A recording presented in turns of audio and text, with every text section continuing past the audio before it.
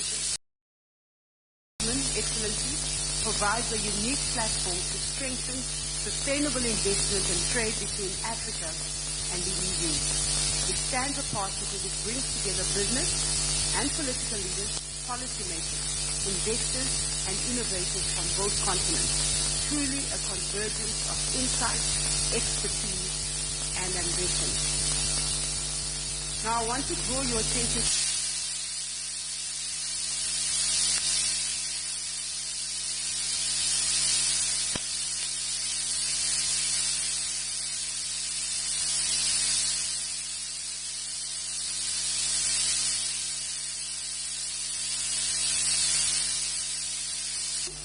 as well as Mr. Yusuf.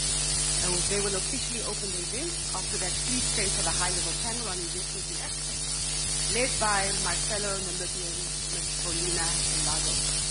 This will be followed by a presentation on investing in young businesses in Africa. Green transition, transport and logistics, health and pharmaceuticals, as well as digital connections. As mentioned, we're joined by a large audience from Africa and Europe, and interpretation is available in French, Portuguese, English, and Arabic. Thank you, Jesus. I encourage you to make the most of today. Engage, network, exchange ideas, build partnerships. May this forum strengthen our shared efforts to sustainable investment and deepen trade relations between Africa and the EU.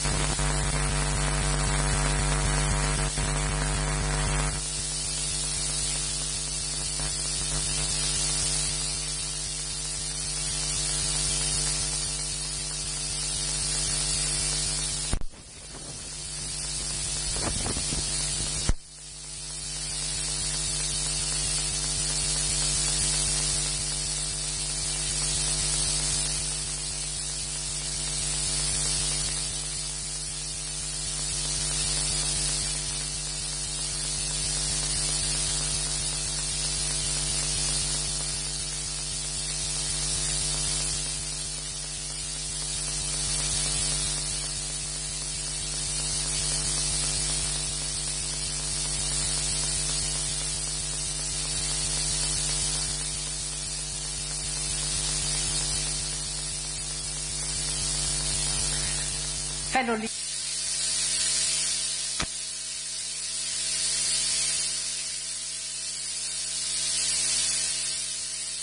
between Africa and Europe without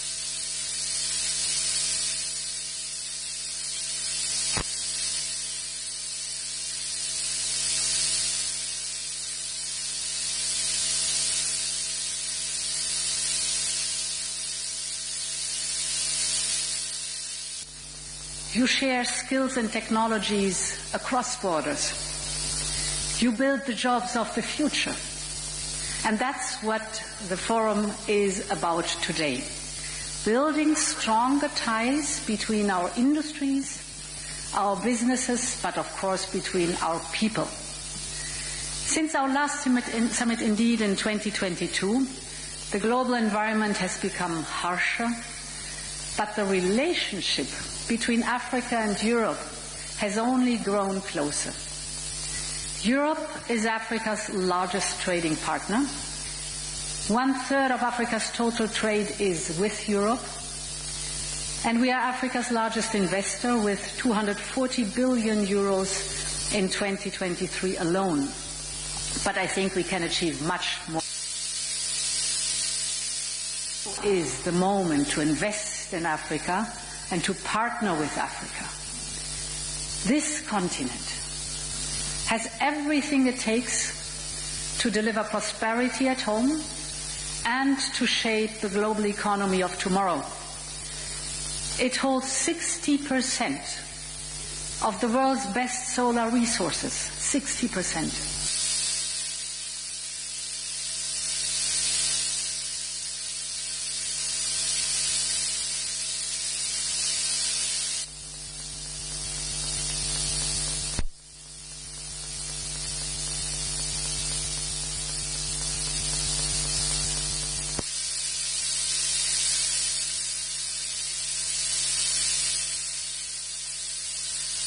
That build value locally rather than extracting it, that strengthen industrial capacity rather than create a dependence on imports, that boosts local jobs rather than outsourcing them.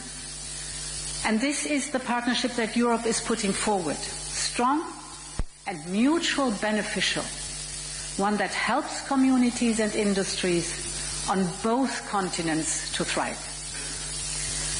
At the heart of this investment agenda is Global Gateway.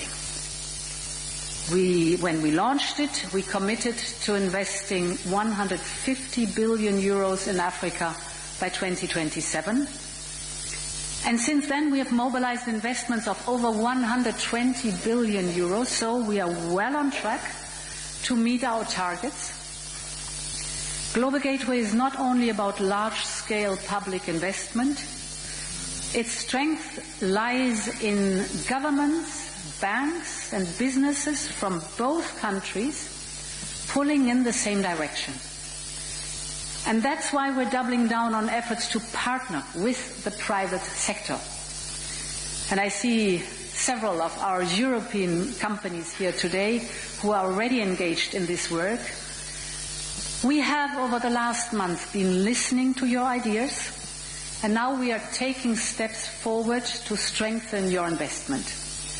This October, for instance, we announced a new Global Gateway Investment Hub. This platform gives companies the opportunity to bring forward their own project ideas, mobilize support, engage in the implementation. This is a major step forward and responds to a request many of you made. You have said, involve us from the beginning on, and we have listened. Ladies and gentlemen, today I want to highlight 3 additional ways how we're making it easier for businesses to invest and grow in Africa. The first is on finance. Africa has all the resources for growth. Natural resources in abundance, and a young and dynamic and talented population.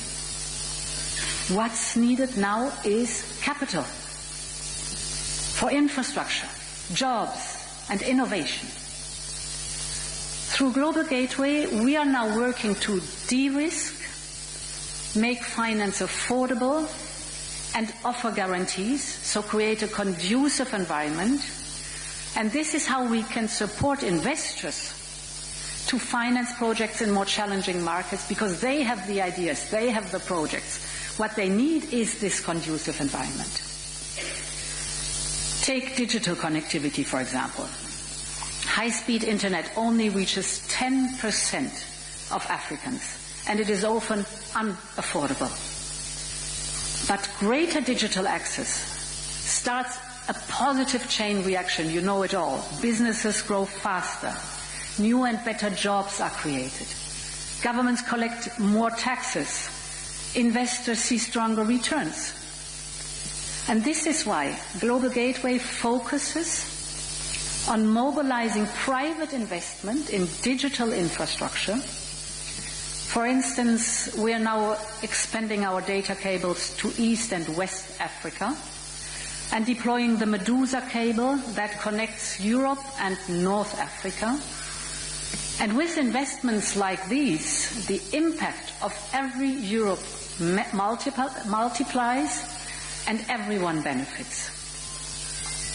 My second point is about entrepreneurs.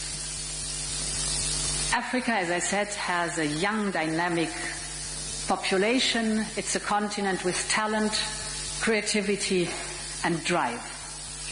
It has some of the highest rates of entrepreneurship in the world. So people are daring, they have courage. But most of these businesses fail within the first few years. And as one female entrepreneur in South Africa put it, she said it's the lack of access to infrastructure, access to global markets, and of course the lack of finance.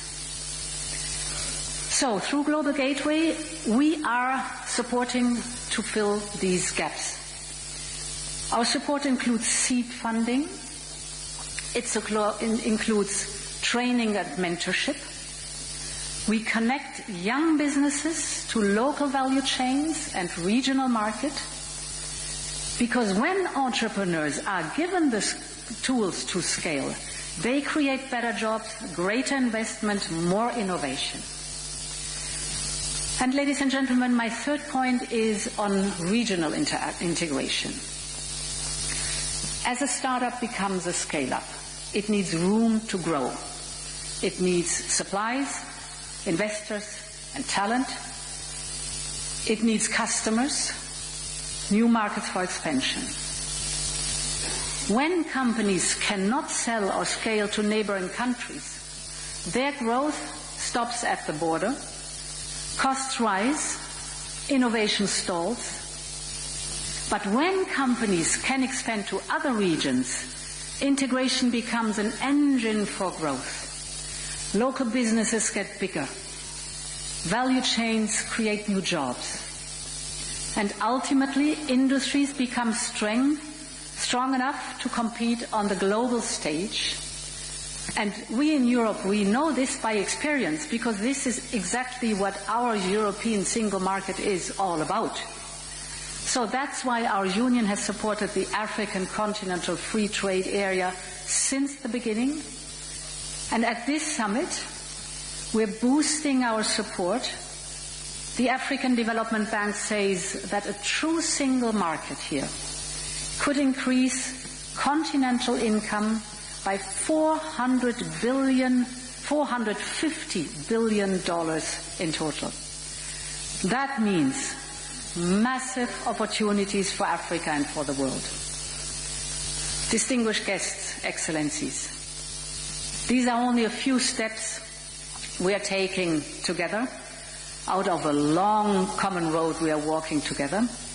But it is time to take our partnership even farther and expand our business cooperation. So today we want to hear from you.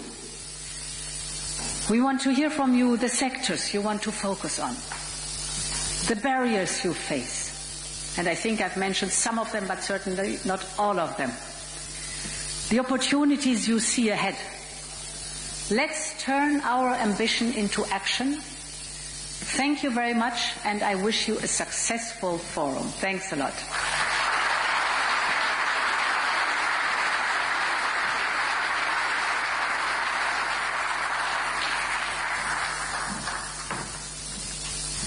Thank you, Your Excellency. 3 points that Her Excellency mentioned: finance, de-risking finance, financing, offering affordable finance, financing projects in Africa, and also through using digitalisation to do so.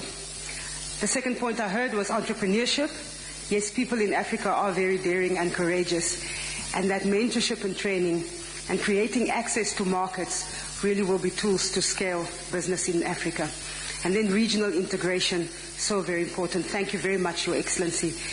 And with Africa now being in the spotlight, and the EU, through Her Excellency, just showcasing what it is that the EU is planning to sort of develop and grow Africa, let us now hear from His Excellency Mahmoud Ali Yusuf, Chairperson of the African Union Commission on Africa's Vision and Ambition.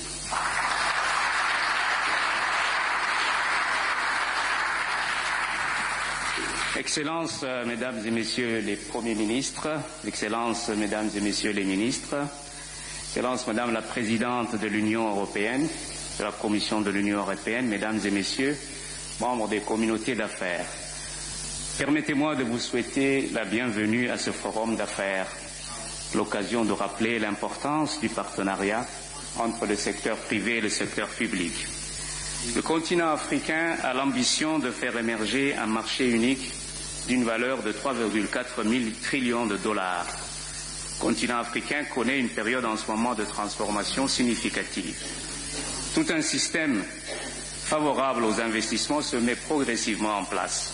La ZLECAf est en train de prendre son envol grâce à l'initiative du commerce guidé, dont 27 pays sont membres.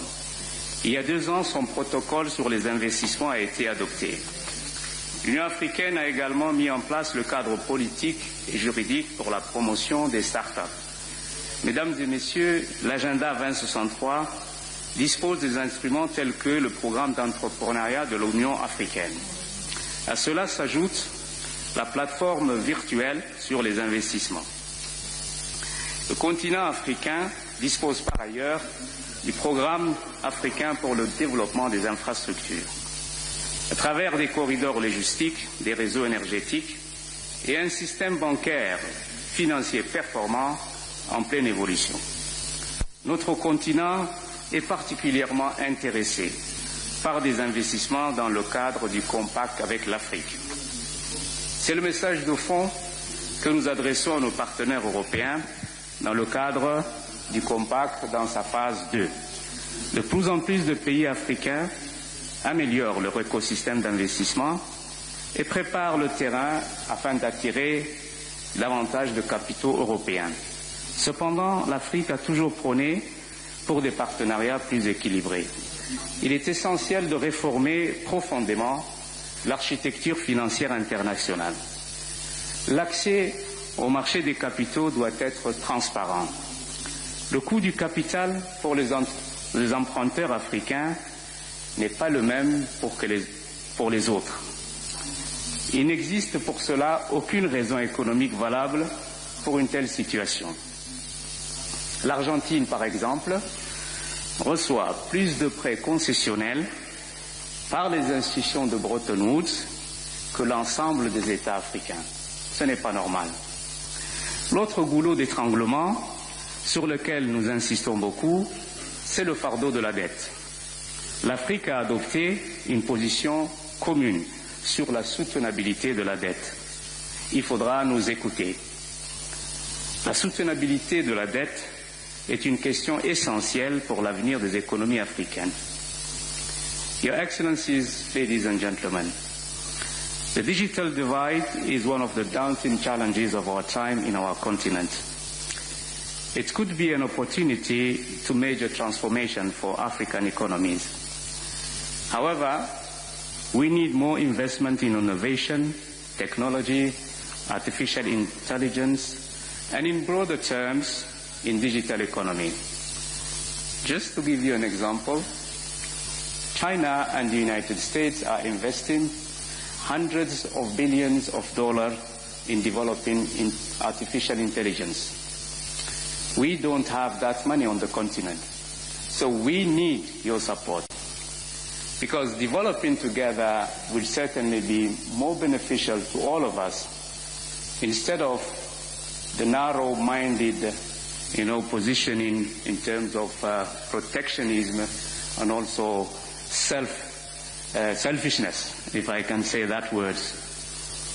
There is no doubt that the African continent will be the powerhouse of global growth in the coming decades. For that purpose, we need to invest together in those high value addition sectors.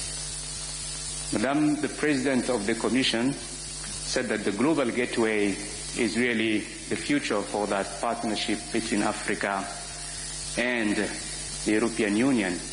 We believe in that, but we also need more deliverables. We need more European companies, investors to come to the continent, because it will be first and foremost in the best interest of those companies to invest in Africa. With 2.5 billion inhabitants by 2050, most of them are young. The manpower is on the continent. The resources are in the continent. The future of the world is in this continent. I thank you.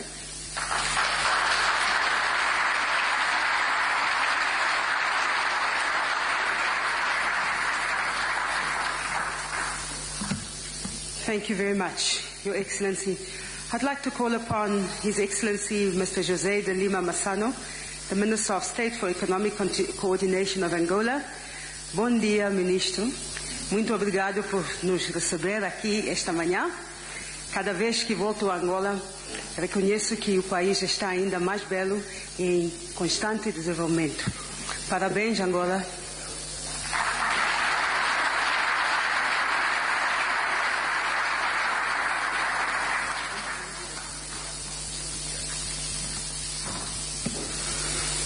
I think that Margaret Gustavo, she deserves another round of applause. Say that's fantastic in Portuguese.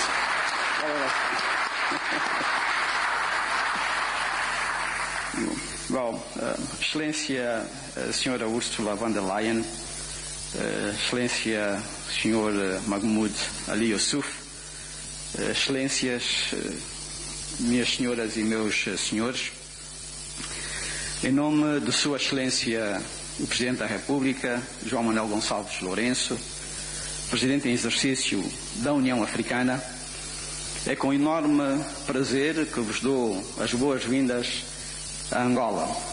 É uma grande honra receber-vos na nossa capital, Luanda, para o Fórum Empresarial União Africana-União Europeia, que se realiza à margem da 7ª Cimeira União Africana-União Europeia, no ano em que celebramos 25 anos de parceria formal entre as duas uniões e em que Angola comemora 50 anos de independência nacional. Este Fórum de Luanda ocorre na sequência da definição da Visão Conjunta 2030, que resume o compromisso de construção de uma parceria estratégica assente na solidariedade, segurança, paz, desenvolvimento económico sustentável e prosperidade para presente e futuras gerações dos nossos dois continentes. Nestes 2 dias vamos continuar o diálogo e avançar na implementação dessa visão conjunta para ligar capital à oportunidade, ideias à inovação e ambição à implementação, particularmente nos setores da energia, infraestruturas, saúde e educação, corredores digitais, todos estes vitais para o bem-estar das nossas populações e que serão aprofundadas durante este encontro. Senhoras e senhores, a África é hoje um continente em transformação real, mas apesar dos avanços, o continente continua a enfrentar um déficit significativo no domínio das infraestruturas, que permanece entre os principais entraves ao crescimento económico, a redução das desigualdades regionais e ao comércio intra-africano. E neste contexto que saudamos vivamente iniciativas como a Global Gateway, por assumirem compromissos firmes com a mobilização de recursos para o investimento em infraestruturas que criam oportunidades, congregam investidores, ampliam mercados e consolidam a integração económica de modo amplo e diversificado, como é o caso do corredor do Lobito. Um eixo regional conectando Zâmbia, República Democrática do Congo e Angola, com potencial para movimentar mais de 20 milhões de toneladas de carga por ano, transformar a dinâmica comercial continental entre o próprio Atlântico e o interior, de criar novos corredores de desenvolvimento económico. Sabemos que são ainda muitos os desafios, mas também as oportunidades, pelo que é importante o engajamento direto da comunidade empresarial e financeira europeia e africana em parcerias mutuamente vantajosas, que nos permitam mais rapidamente responder às necessidades de um continente maioritariamente jovem, por natureza dinâmico e de reconhecido potencial no mercado global de cerca de 1,3 mil milhões de habitantes. Excelências, senhoras e senhores, Angola está a escrever a sua narrativa económica, transcrevendo para uma economia mais diversificada e integrada, regional e internacionalmente, Reafirmamos, por isso, o nosso interesse na cooperação internacional, no investimento conjunto e no diálogo construtivo. Continuaremos empenhados em construir um futuro melhor para os nossos cidadãos e para acrescentar valor como um ator regional e global, estando certos que refletimos também aqui o desejo e o percurso dos países representados neste importante fórum empresarial. Uma vez mais, muito obrigado por estarem conosco e desfrutem do calor humano e acolhedor de todos os angolanos. Muito obrigado.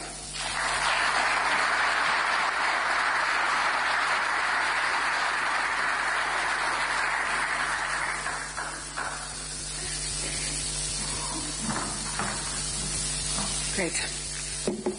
Ladies and gentlemen, if we could please rise. I believe we have Her Excellency, Her Excellencies, and His Excellency. They will be leaving now for other engagements, as I mentioned earlier on. So thank you very much, Your Excellencies. Thank you so much for coming and joining us this morning. We wish you well for the rest of the day.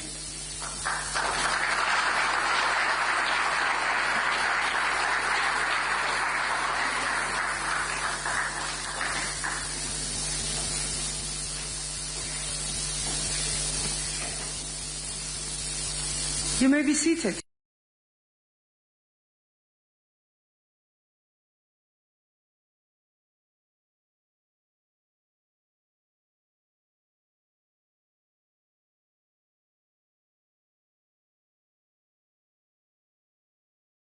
What the ambitions are from Africa as well as the EU. And we're going to have a discussion, a few presentations given by three large development finance institutions. We are curious to hear how they, as financial investors facilitating investment, see the way forward to scale up investment by AFR and the EU companies in critical sectors for both Africa and the EU. So I want to welcome Mrs. Odile Renaud-Basso. She's the President of the European Bank for Reconstruction and Development. Mr. Sidi Oudta, President of the African Development Bank Group, as well as Mr. Ambroise Fayole, Vice President of the European Investment Bank.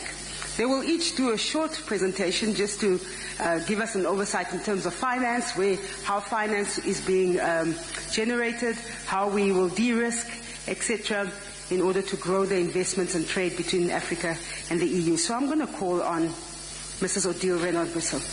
Give her a warm round of applause.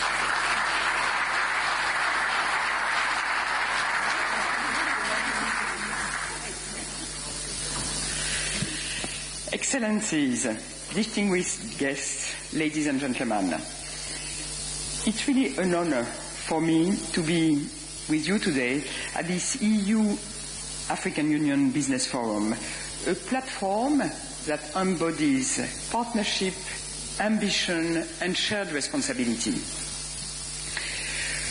Prosperity is not only a goal, it is a strategic imperative for both Africa and Europe.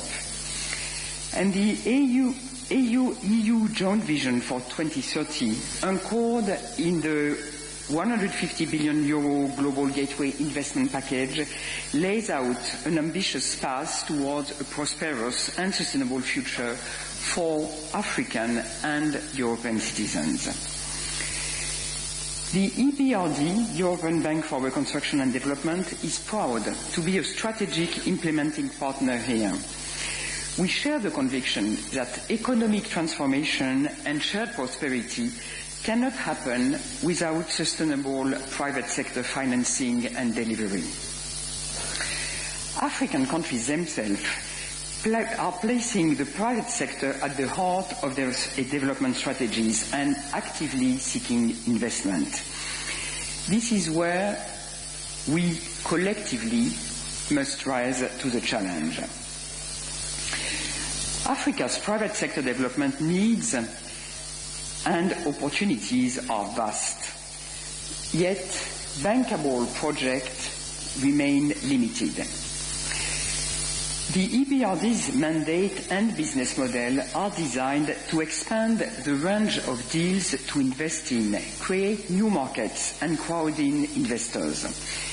This is what we do best, building confidence, reducing risk, and enable private capital to flow where it's needed most. The EBRD works across 3 continents, including Africa, with an overriding focus on the private sector, which represents between 75 and 80% of our annual investment. And we already have a strong track record in North Africa. 22 billion euros invested in nearly 400 projects over just 1 decade. And we are expanding in new markets: Benin, Côte d'Ivoire, Kenya, Nigeria, Senegal, and we hope soon Ghana. Our priorities align closely with national strategies and the Global Gateway Agenda, including expanding renewable energy and energy access, supporting SMEs and financial inclusion, strengthening sustainable agriculture and economic diversification, investing in digital infrastructure and innovation, developing local capital markets. These are among our top priorities. Another vital element in our delivery and hopefully our success, and this is a tribute to my peers on this session, is how we are aiming and have been able to build cooperative relationships with other development partners, working closely with institutions such as African Development Bank and EIB. We are a dedicated member of Team Europe. And for example, over the past year alone, the EBRD has invested 1.3 billion euros in renewable in North Africa, of which 700 million with EU support. And therefore, as a key delivery for Team Europe. These investments are creating close to 3 gigawatts of renewable generation capacity, supporting jobs and increasing access to affordable electricity. To achieve these ambitions, we offer a broad suite of instruments: debt, equity and guarantee, tailored to diverse project needs. We deploy innovative risk mitigation tools such as our Green Economy Financing Facility.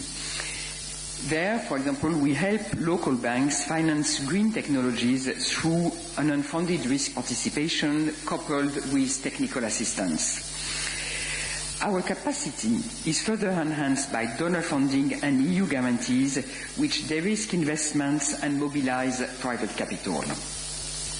We also provide local currency financing and work to strengthen capital markets. For example, in Morocco, a few years ago, we supported the city of Agadir's local currency bond issuance, providing resources for green and inclusive urban development. Financing is essential, but it's not alone. It's not enough. It must be paired with policy reform and an enabling environment. And the EBRD combines investment with policy dialogue and technical support to reinforce our impact by creating an enabling environment for sustainable private sector development. Let me take the example of Egypt's renewable sector. We've been supporting the Egyptian government in meeting their renewable energy targets through policy dialogue, technical advice and investment through a country-led platform, the NWEFE program. And today, Egypt is retiring 5 gigawatts of inefficient power and adding 10 gigawatts of solar and wind capacity by 2028. Another example, extremely important, is support for human capital. Through our private sector inclusion model, we integrate pathways for young people and women entrepreneurs and skill developments into our investments, because growth must be inclusive.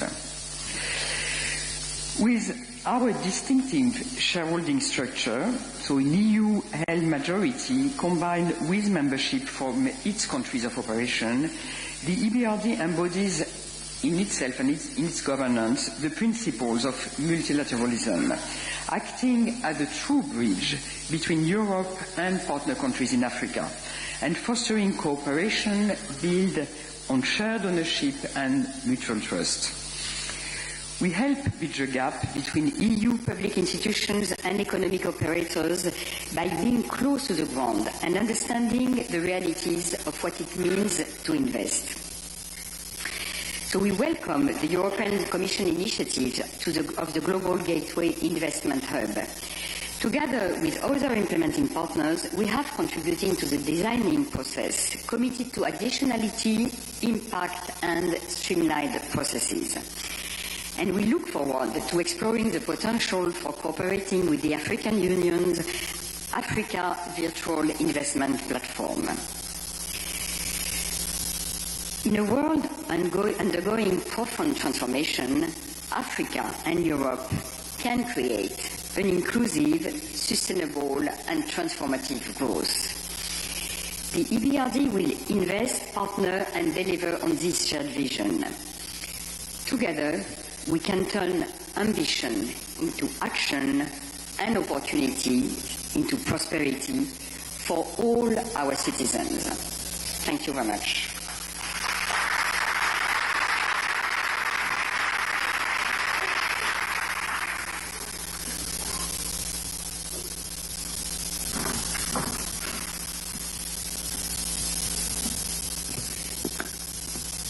Thank you, Mrs. Basso.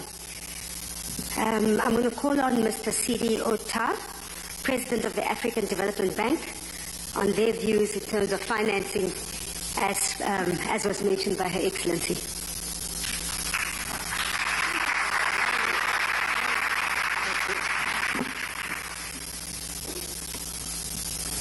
Excelências, Ministros, distintos líderes do setor privado africano e europeu, senhoras e senhores, permitam-me, antes de tudo, expressar os meus sinceros agradecimentos e a minha profunda gratidão à Sua Excelência, o Presidente Joao Manuel Gonçalves Lourenco, Presidente da República da Angola e Presidente da União Africana.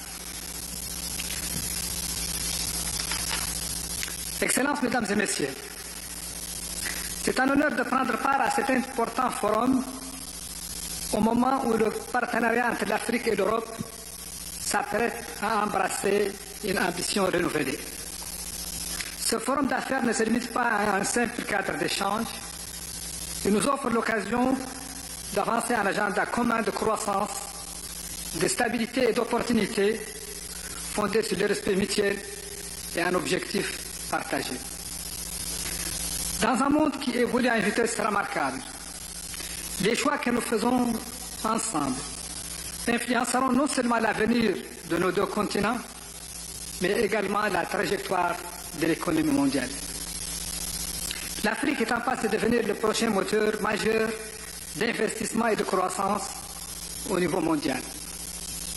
Avec une économie évaluée à 3 300 milliards de dollars, appelée à doubler d'ici 2040, et la plus grande population en âge de travailler, une force de travail qui sera, à partir de 2035, supérieure à la Chine et à l'Inde combinées, le potentiel est immense. La transition énergétique ouvre des opportunités sans précédent. Plus de 2,8 milliards de dollars d'infrastructures vertes, des ressources renouvelables de classe mondiale et des minéraux critiques essentiels aux batteries, aux véhicules électriques et aux technologies industrielles avancées. Parallèlement, la zone de libre-échange continentale africaine, la ZLECAf, jette les bases d'un marché intégré majeur. L'Afrique est l'endroit où les rendements à long terme rencontrent une valeur stratégique globale. Mais l'existence d'opportunités ne suffit pas. Les entrepreneurs africains et européens nous le disent clairement.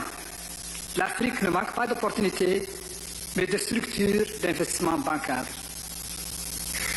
Ils demandent de la prévisibilité, une meilleure protection contre les risques d'échange et les risques politiques, une préparation plus rapide des projets, des garanties évolutives et des mécanismes de financement mixtes. Par-dessus tout, il veut des institutions de confiance capables de coordonner la chaîne d'investissement. En tant que président du groupe de la Banque africaine de développement, depuis le 1er septembre de cette année, c'est précisément là où je veux mener le groupe à travers les 4 points cardinaux. Le premier point cardinal a trait à la mobilisation massive de ressources financières pour financer le développement de l'Afrique. Le deuxième point cardinal est relatif à la réforme de l'architecture financière africaine pour plus de synergie et d'interaction entre les acteurs financiers africains, une plus grande mobilisation de l'épargne africaine. Troisième point cardinal est relatif à notre démographie. Nous devons utiliser notre démographie pour faire de l'Afrique la prochaine puissance économique mondiale. Le quatrième point cardinal est relatif à la construction d'infrastructures résilientes et la transformation sur le sol du continent africain de nos matières premières. Au centre de nos priorités figure la modification du profil de risque de l'investissement en Afrique, afin que les capitaux puissent circuler avec plus de confiance et de rapidité. Nous bâtirons pour cela le premier écosystème continental de garantie, conçu pour les chaînes de valeur et les programmes nationaux et non pour des projets isolés. Nous remplacerons l'actuel système d'instruments morcelés par un système cohérent qui crée de la prévisibilité, protège les investissements et accélère les investissements transformateurs. Une autre priorité est de constituer un pipeline à la hauteur des ambitions africaines. Les investisseurs veulent des projets bien préparés, bancables et de grande envergure. Nous œuvrerons pour réorienter nos opérations afin de soutenir le développement du pipeline de concept à la clôture dans les secteurs souverains et privés. Nous allons aussi renforcer notre écosystème de préparation de projets afin de garantir des études plus solides, un meilleur cadrage et des délais plus prévisibles. La nouvelle architecture financière africaine vise à doter l'Afrique des instruments financiers et de la coordination nécessaire afin de permettre de mutualiser la puissance financière africaine, coordonner le financement climatique et infrastructurel, réduire la prime des risques systémiques du continent et déployer de manière stratégique les garanties et les capitaux hybrides et les titrisation. L'Europe est au cœur de cet effort. Les pays européens détiennent plus de la moitié des droits de vote non régionaux de la Banque africaine de développement. Ils constituent aussi l'ossature du Fonds africain de développement dont ils sont les principaux donateurs. La Commission européenne a déjà fourni plus d'1 milliard d'euros de subventions via notre accord cadre financier au bénéfice de 200 millions de personnes. Nous travaillons en étroite collaboration avec la Banque européenne de reconstruction et de développement, la présidente Odile vient de le dire, et nous travaillons aussi avec la Banque européenne d'investissement, et je suis sûr que mon ami Fayol en dira quelques mots tout à l'heure. Excellencies, ladies and gentlemen, let me speak plainly. Africa must industrialize. New regulatory frameworks, from the Critical Raw Materials Act to the Carbon Border Adjustment Mechanism and Global Gateway, will profoundly shape this partnership. They can accelerate shared industrialization. The opportunity is to turn them into catalysts for joint investment, deeper integration, and transformation. If you align our ambitions, Africa and Europe can build far more than trade flows, gigafactories, battery and electric vehicle ecosystem, agro-industrial platforms, and green hydrogen value chains, alongside strong digital integration and regional corridors that define future supply chains. This is the moment to embrace a new model, made in Africa with Europe.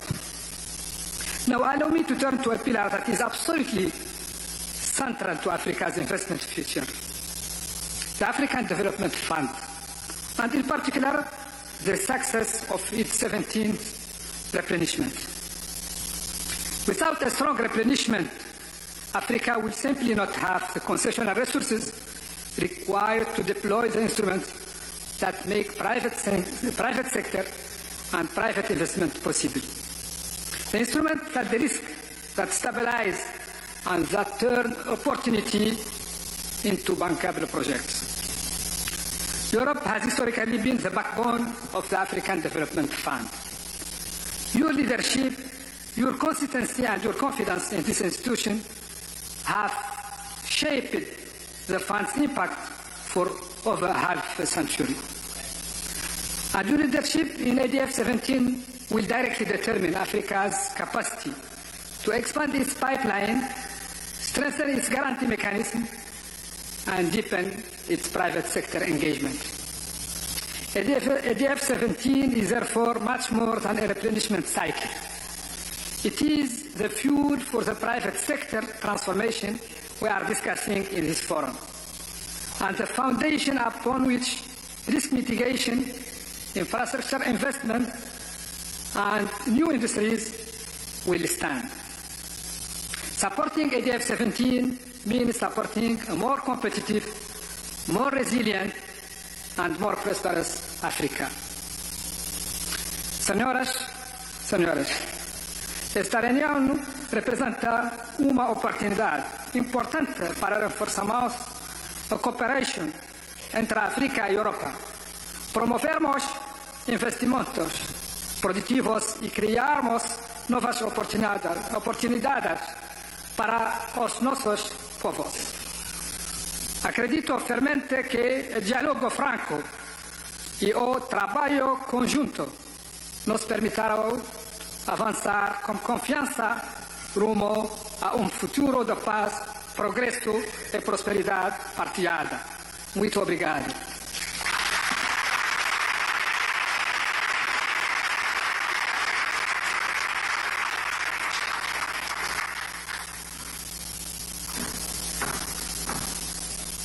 Wow. I've never been to a place where somebody speaks all languages to cater for everyone in one moment. But thank you very much, sir. I want to call upon Mr. Ambrose Fayoli, the Vice President of the European Investment Bank, to now deliver his remarks.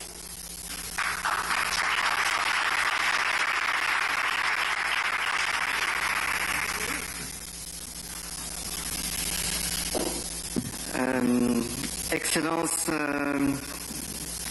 Mesdames et Messieurs, bonjour à tous. C'est un honneur pour moi d'être ici aujourd'hui et je remercie l'Union africaine et l'Union européenne pour avoir invité la Banque européenne d'investissement aux côtés de la BERD et de la Banque africaine de développement et aussi aux côtés de ce dynamique écosystème africain d'entreprises qui est si impressionnant.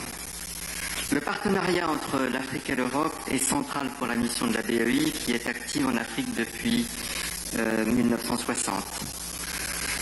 Dans la dernière décennie, nous avons investi 20 milliards d'euros et mobilisé plus de 50 milliards d'euros en Afrique, la moitié en faveur du secteur privé. Et en 2024, l'Afrique a été le récipient de 3 milliards d'euros de la part de la BEI, soit plus de 40% des engagements que nous avons pris en dehors d'Europe. Through EIB Global, we finance projects that deliver impact, sustainable growth, employment, and better living conditions. Our new strategy strengthens partnerships, reflecting our belief in prosperity and security are shared goals for Europe and Africa. As Team Europe, we have exceeded the 300 billion euros of investment targets for Global Gateway strategy, and we are now committing to surpassing 400 billion by 27. The EIB is on track as part of Team Europe to mobilize 100 billion of this. To achieve this, we are scaling up our financing tools and accelerating collaboration.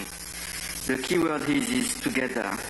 Together with the European Commission, we are pledging to finance more than 2 billion euros investment in renewable energy in Africa in the next 2 years. Actually following what we have already done last year in Cabo Verde to expand wind power with a loan from 39 million euros. Together with the European Commission, the African Development Bank and KfW, we are running Boost Africa to help fast-growing, innovative companies to scale.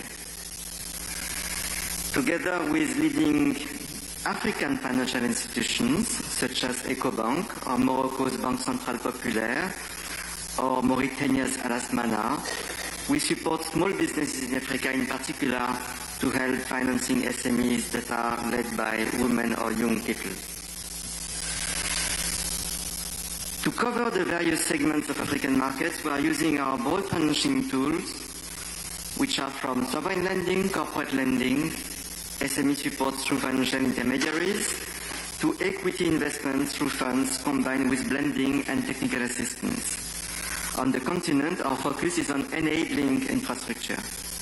Health, water, energy, sustainable agriculture, transport, and digital inclusion, alongside support for the local private sector.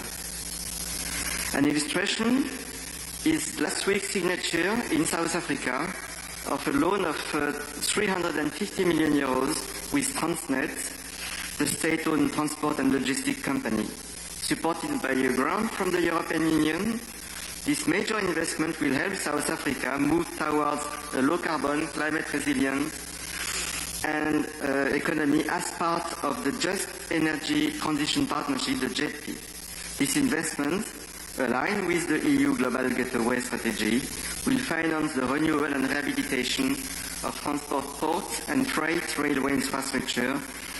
It will allow also to support the development of new assets critical to building a green hydrogen value chain and facilitate a shift to cleaner modes of transport. Eventually, it will actually help strengthen the country's competitiveness and contributing to job creation. And we are also engaged here in the region in the Lobito Corridor, the key project for regional economic integration. Let me close by two messages. One, financing climate adaptation is a priority. EIB has pledged to double its adaptation financing to 30 billion euros by 2030. It focuses on water, cities, agriculture and vulnerable regions. Our projects range from forestry in Côte d'Ivoire to clean cooking solutions in East Africa, from sustainable cocoa to sustainable aviation fuels, on which we will have an announcement today. Second, investing in people is essential for sustainable growth. In Rwanda, we financed the African Center of Excellence for Digital Education. In Benin, we support the technical secondary schools. Here in Angola, we have invested 50 million euros in vaccination campaign for fighting against HPV. Clearly, Africa and Europe share a common destiny. By joining forces and investing in concrete, high-impact projects, we can build a future based on shared prosperity, stability, and sustainability, and we are very proud at EIB to be part of this momentum. Let me finish by saying that as this forum is an amazing opportunity for networking, I encourage all of you to meet our EIB team present at the Business Forum to explore new ways of cooperation. Thank you very much.